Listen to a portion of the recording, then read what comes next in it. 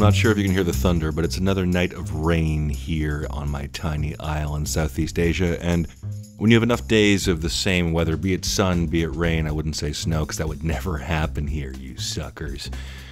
When you have enough of the same thing, the days start to bleed together, and instead of looking at the calendar like a normal goddamn human being, I know what day it is based upon what TV I'm streaming that afternoon.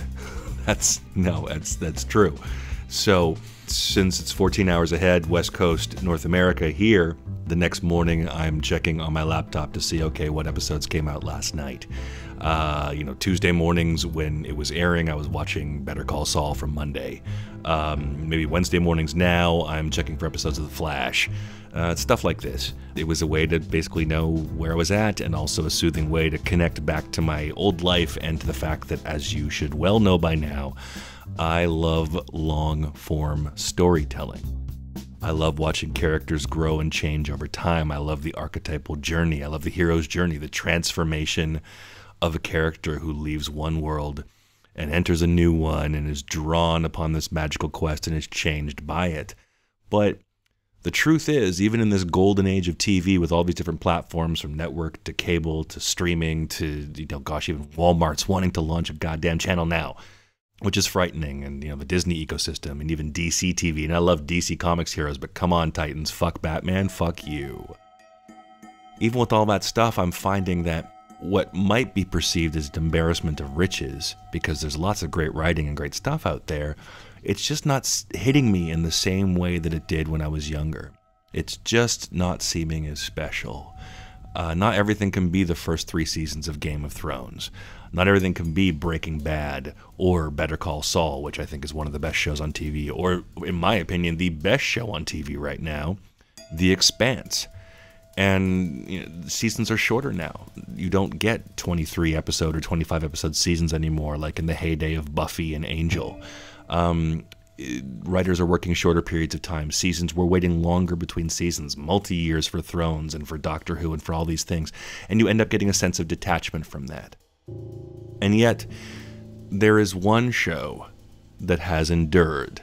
There is one show that no matter what year it is, no matter what time of year almost, because it has 2 seasons per year, I keep coming back. And I'm going to tell you what it is, and I guess you already know from the title of this podcast, and I know there's some eye rolling out there, but I don't care. I am a card-carrying nerd for Survivor.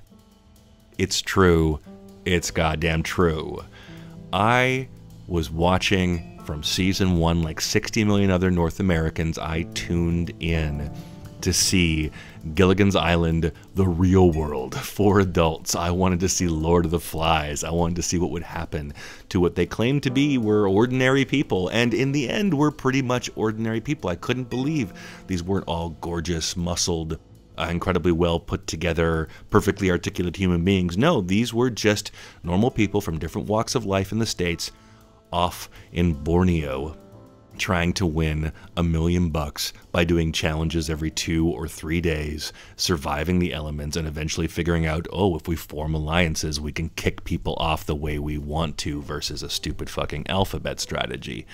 And man, young people getting into the series now, I think about it and all I can say is, I have been counting the hairs on Richard Hatch's ass when you were dealing with diaper rash on yours. I have been around for a long, long time.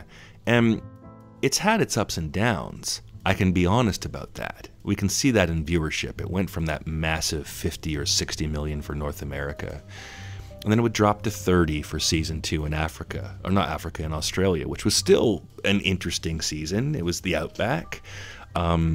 You had Jerry Maneater Manthe, this, the Spider-Woman we wanted to see eaten and destroyed. You had, superhero American Colby. You had Mike Scoopin falling face first in the fire when he breathed in too much smoke. You had the flooding of a camp and Jeff having to come and, give them rice in exchange for their prized possession they brought with them to camp. There was still some drama. And then season 3 in Africa, where they ran out of water and the producers had to, supply them with tanks and had to surround them with security fences for the lions. And people were, getting ill and getting dysentery and bugs, and it was pretty intense. Season 4 in Marquesas, where everyone was having their legs eaten alive by sandflies, or what they call tsetse flies. I'm not sure. Like, there are people from that season, apparently, that still have massive scarring on their skin from the bugs on the beach in Marquesas. At the same time, that season was great for the birth of the Rob father, Boston Rob himself, and the overthrowing of a guy who had way too much confidence with some underlings who joined together to overthrow John in Marquesas. You had depressing season 5 in Thailand with the winner Brian Heidick, who was a used car salesman and apparently a softcore porn star, who called himself the Iceman, who slicked his way to the final and first used the strategy of bringing the worst possible person with him in order to force people to vote for him, for Brian, versus Clay, the bad guy, the worst guy, what we call a goat, dragging a goat with you on a rope to the final. That was the first demonstration of this technique. Then it was season 6, right? 6 in the Amazon. And that was the birth of the wacky strategist. That was Rob Cesternino, jumping between alliances constantly, flipping people back and forth between them, bringing up people who were on the bottom of a group and forming new alliances to knock out the strong people, all the while making hilarious commentary in his private confessionals. Also as his camp is catching blaze from a fire that was untended during a challenge. There was some drama there. There were the sexy girls standing on the poles who decided to jump off and end a challenge so they could have some peanut butter. The Amazon was eating meat off of a stick. Like, Amazon was kind of cool in its own way. I think this season, though, and this is the thing, like, viewership dipped, but the people who stayed on board with the show, who found themselves really feeling like fans, who looked forward to every new season of the show, and they couldn't explain why back then, and either could I. I think the love for the show was solidified in season 7 and season 8. Now, season 7 was Pearl Islands in Panama, and that was the pirate season, where they did the start of the show, which is usually a shipwreck where they drop off all the castaways and they're in their suits and their dresses and their business attire from home. They introduce them all in their jobs and they do little confessionals. Then Jeff's like, that's it, you're out, grab what you can, grab a bunch of supplies, go to shore. But this time was different. This time they ended up in a small village and they had nothing, and they were trying to find a way to get directions to their camp, to barter for goods. And because it was a pirate season, the audience fell in love with the big, bearded, gruff-voiced, tie-dye fisherman dude, Rupert, who stole the other tribe's shoes and used the shoes in the village to barter for goods, for food, and for things for the camp.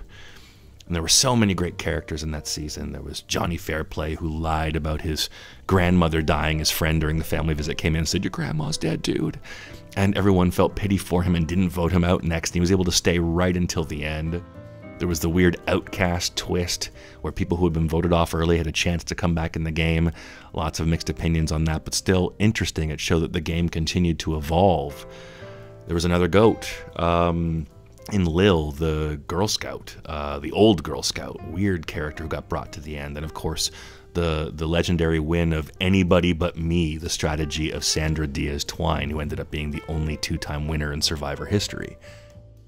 And I think people fell in love with this really relatable, wow, I could be shipwrecked and I'd survive, and there'd be this great drama, and there was humor throughout, and the music even was really interesting that season because of the trend at the time. People were in love with pirates. That was the start of the Pirates of the Caribbean franchise.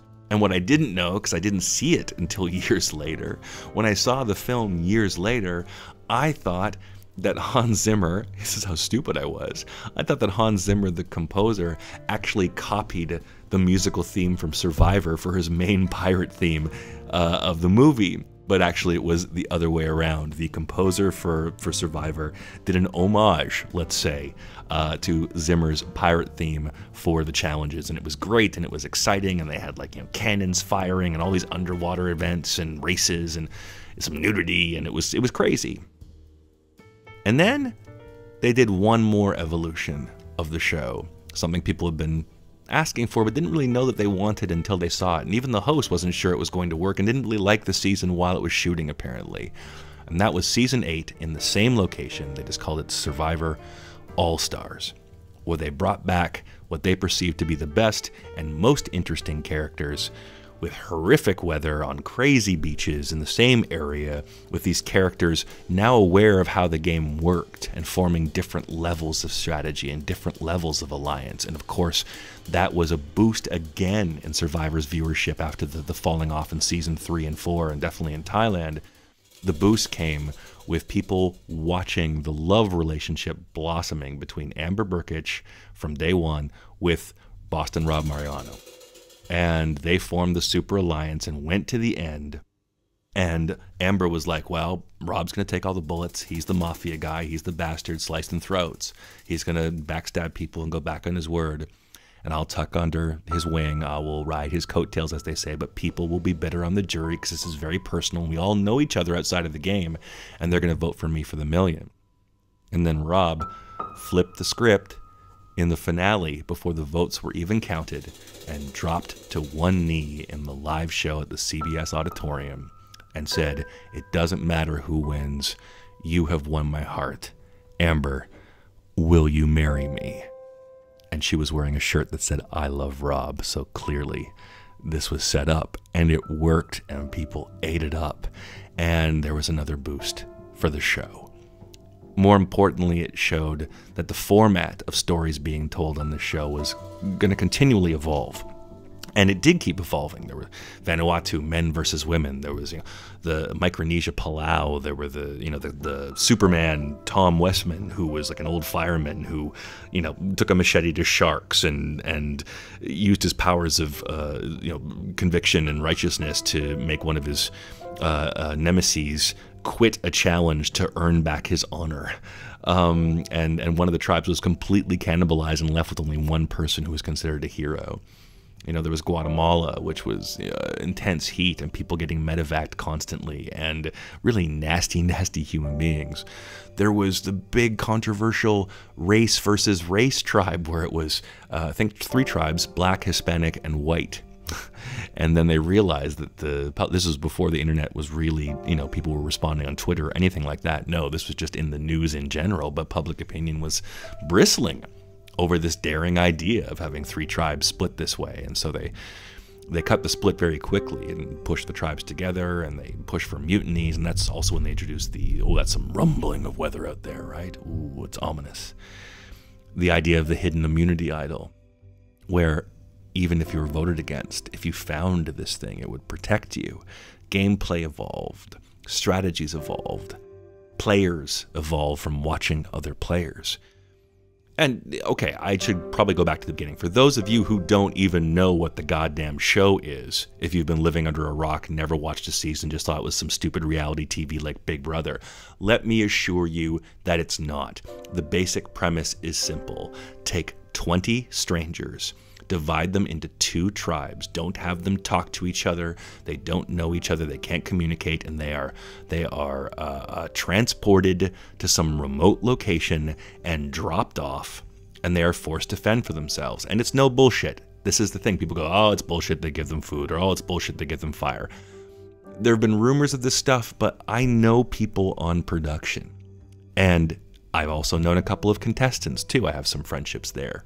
And it's not at all supported or easy by any stretch. The suffering we see them go through on TV is just a slice of what they actually experience in their time out there. So these 2 tribes go out. They're separated. They're forced to build their shelter out of what's available. And yeah, of course, they're dropped off on a beach with lots of bamboo and palm fronds and what have you. But usually during low seasons, low tourist seasons, bad weather seasons in these places, in Fiji, in Micronesia, in, off the coast of Africa, in Central America. And so the weather can be really, really brutal. They've been evacuated at times for just a couple of days because of severe storms and then plopped back on their beach with their shelter destroyed.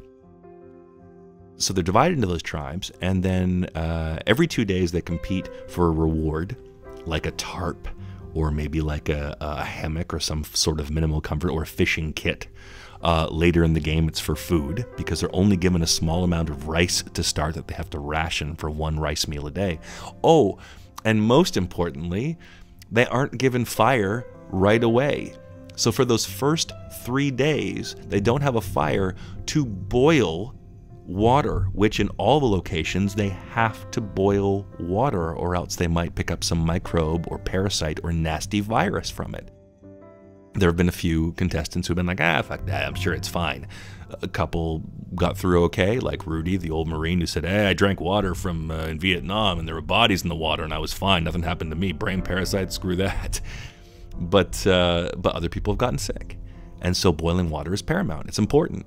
But you don't get fire until day 3, and you either win it in that day 3 challenge, or what happens, the loser of tribe versus tribe challenges, the losing tribe goes to what's called tribal council. And this is where the game gets interesting, because a tribe, no matter how much unity there is, has to decide collectively on one person to boot out, to snuff their torch. Their torch represents their life.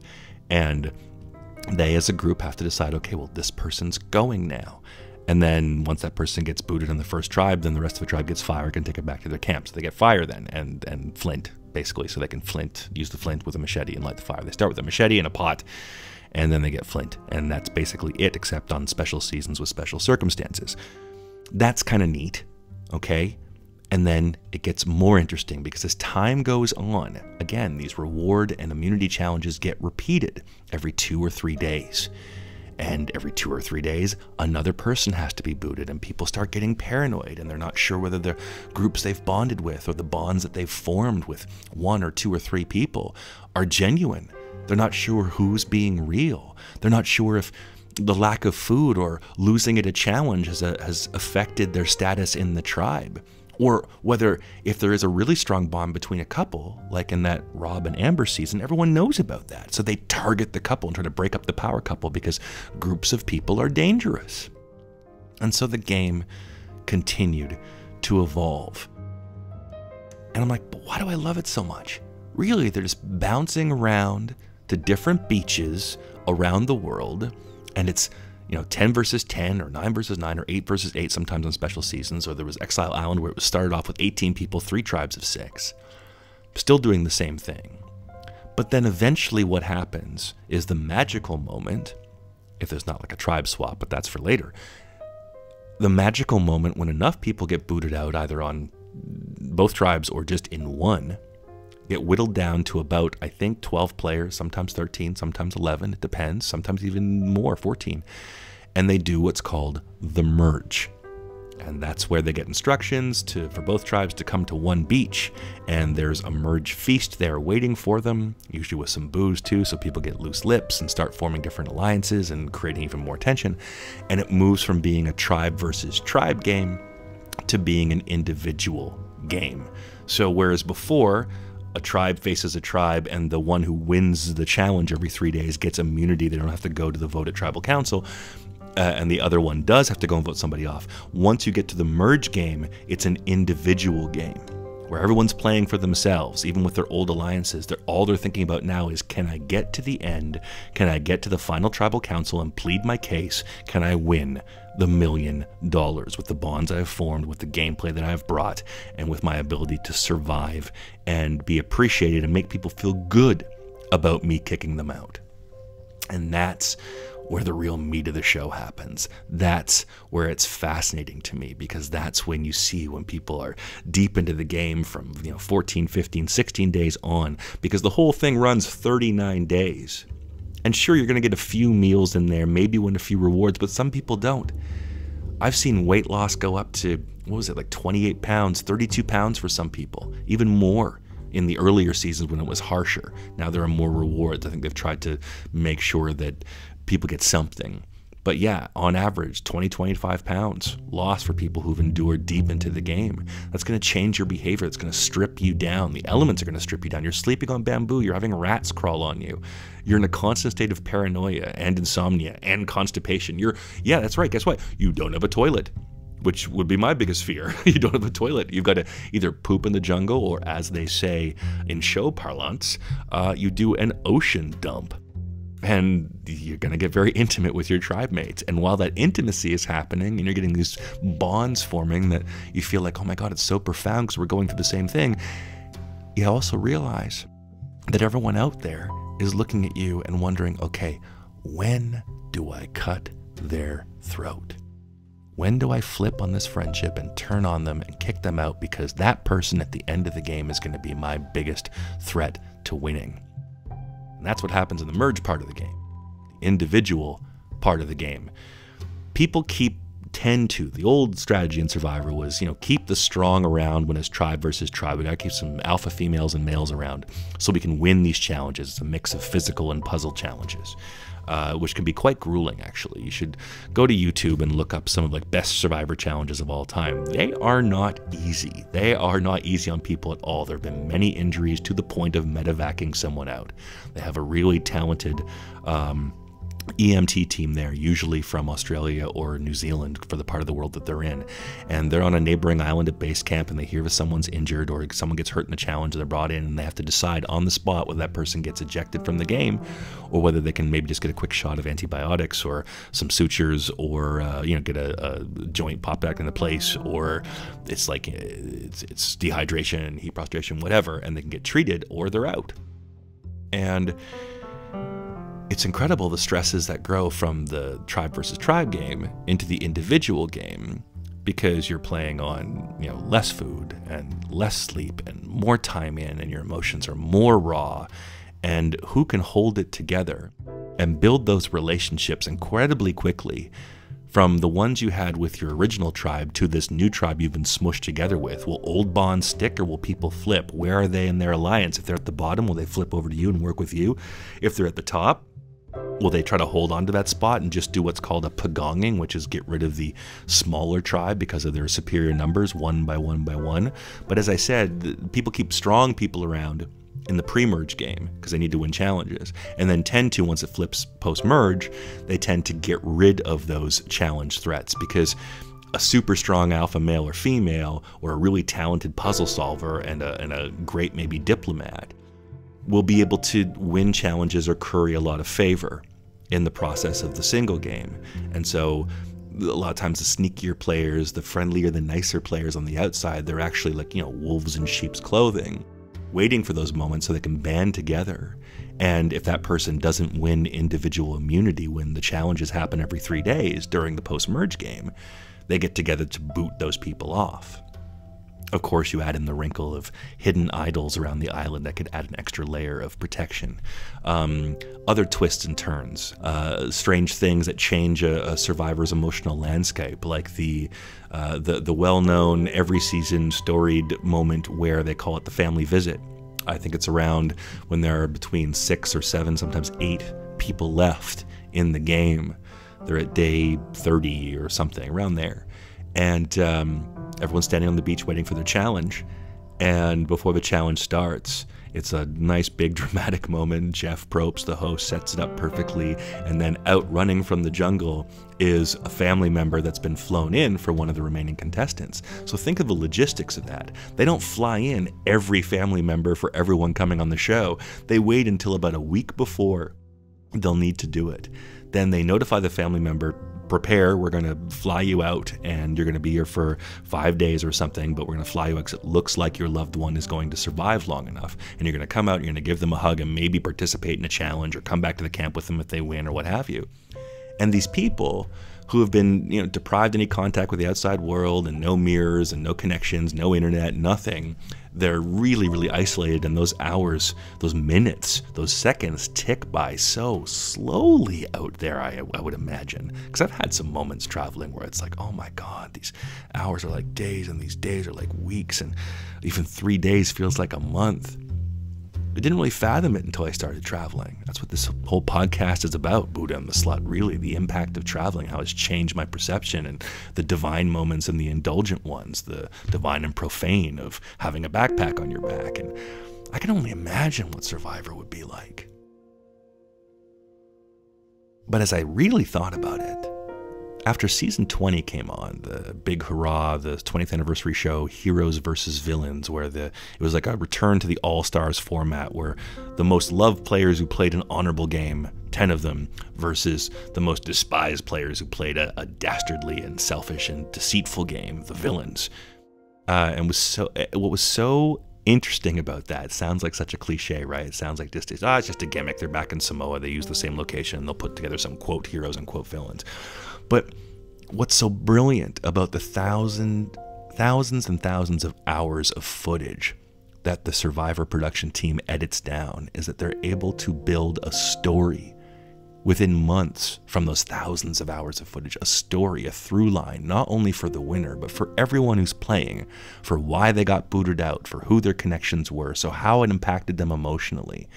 And for Heroes versus Villains, that's when I started to see the brilliance of this long-form storytelling and why it had hooked me.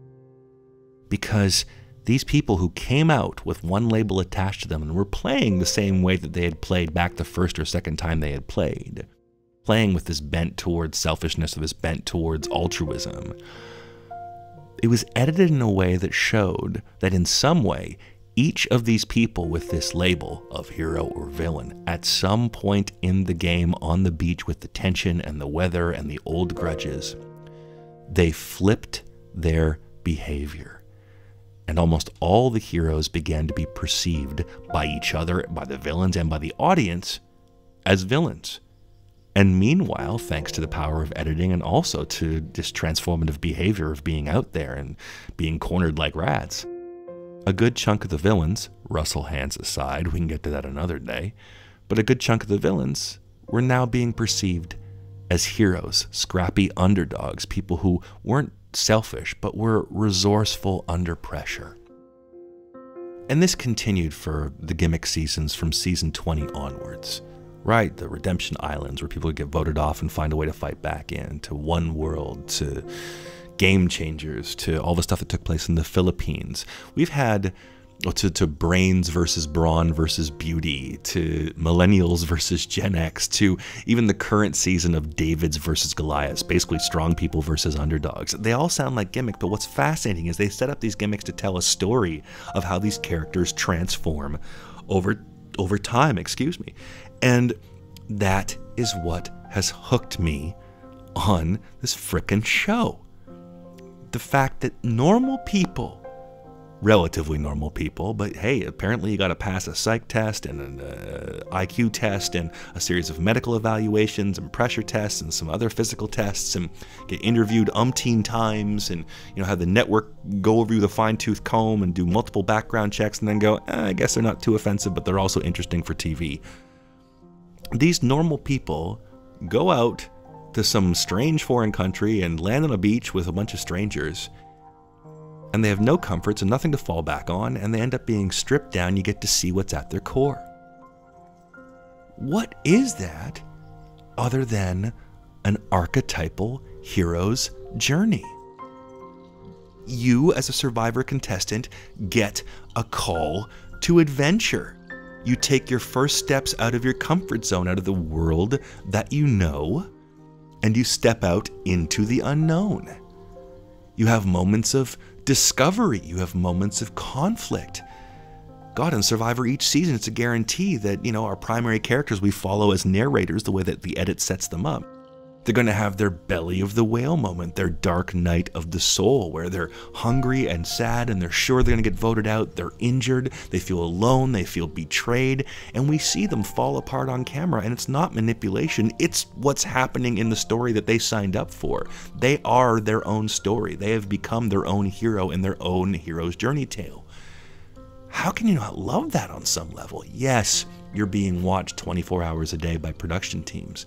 But other than the multiple cameras playing out at challenges and at tribal councils, which are all tense and designed for drama, back at the beach, it's a bare-bones production team apparently shooting people from a distance, telephoto lenses, occasionally kind of wandering into camp, but really trying to stay out of sight and just quietly observe what's going on with some shotgun mics and whatever else. You don't see people wired up for microphones. I'm not sure if they are. I think it's all like there are microphones placed covertly around camp, but all conversations get picked up. You don't have privacy. You know, you end up getting so used to it, I would think. You know, I've been on camera enough, and eventually you get so used to it that you start to forget the cameras are there. And I think with hunger and with constipation and elements and paranoia and personal battles with people that you hate, because of course they designed the tribes to create friction and conflict, that's true. With all that stuff, with all those forces, you know, that fire underneath you, basically like you're in the crucible and you're going to be stripped down to your barest elements, your core elements.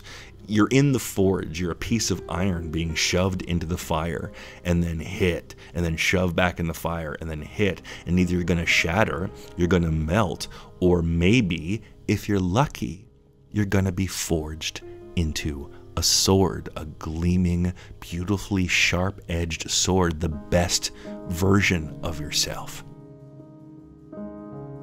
And I keep thinking about that. I know it's in front of millions of people, and that's just outlandish to imagine. But I think about how Canadians were never allowed to participate in Survivor because of tax law issues with state and California law, with US tax laws. How even though we got amazing race for ourselves, we weren't like France or Israel or now Australia, New Zealand, all these other countries who purchased the format of Survivor for their own countries. We were just too far away to do our own hop to islands and have a budget to do so. Our country was too small, even though we have the largest per capita viewership of Survivor in the world. Canadians are the biggest Survivor fans on the planet. I think we all long to escape the frozen north and to test ourselves. We think we can do it. I thought about it for so long, and friends used to say to me, Brooke, why, don't lament this. Why would you want to be on Survivor when you're basically living it? You've been living it for the past 7 years, and truth be told, yeah, since I started traveling through Asia and through Europe and Morocco and Central America and backpacking around, and yes, I've been trying to live my own archetypal hero's journey adventure. And gosh, it was 2008. It was 10 years ago. It was 10 years ago, not to the day, but almost to the month. August was when I finished it. It was 10 years ago that I had my own 39-day hero's journey, and that was walking on the Santiago de Compostela, the Camino, the Way, the Camino, the St. James, the Way of St. James, the Camino Frances, from southern France across the Pyrenees Mountains and across all of Spain. I bring that up a lot because it was a defining moment in my path, in my journey. That was when I realized I couldn't go back and do an office thing. I absolutely could not go back and do the Hollywood thing. I couldn't go back and shuck and jive and beg for work and wear the face. I wanted to be authentic, and I wanted to be a better version of myself, and I wanted to go in search of that. And that was kind of my own version of Survivor. But the thing is, each night, after walking for 30 or 35 kilometers a day, sometimes even more, sometimes less, but all uphill, each night I could commiserate with other pilgrims, other peregrinos. We would gather in small village pubs and drink our cervezas or our local wine and eat our local chorizo and cheese and olives and talk about our day on the trail. And we were sharing in the journey. We weren't competing with each other. We weren't slitting throats for $1 million. This was purely for the self. We weren't totally in the crucible because we knew deep down if we wanted to quit and hop on a bus, if we wanted to stay in a town for a few days, it was going to be fine. But man, it was great. And then to come to Thailand and to fix my health here and to do the detox thing and the Muay Thai thing and the writing a book thing and the living as a digital nomad thing, that was a life changer and a game changer for me. And now word's come down, though. You might know where this is going. Word has come down from on high, as of maybe a month ago, 3 weeks ago, that Canadians can now play Survivor. A friend of mine sent me the news. It was 2 a.m. here, and it hit me. I was stunned into silence, breathlessness. It hit me like a lightning bolt. And I thought about it. I thought about all my travels. I thought about the 2 TV pilots, The Pilgrimage and Hex on the Beach, that I had done for Travel Channel. I thought about my age as I'm rocketing towards 50. I've been following this thing for so long, thinking, well, it's an impossible dream. I'll just enjoy it and then try to mirror that with my own life and do the best I can and recognize the strengths of this incredible storytelling apparatus and try to employ them in my own life. And now, the dream is possible. The door has cracked ajar, just a little. And I think to myself, could I? Would I? Should I? And if I did, could I win? Could I win the game and have the transformative journey of a lifetime in the process? That's something to think about as the thunder rolls and the rain falls and I stare at my screen and look at the application form for season 39 and 40, knowing that the clock is ticking, not just on my longevity, but on the show too. I guess we'll see, huh? I guess we'll see.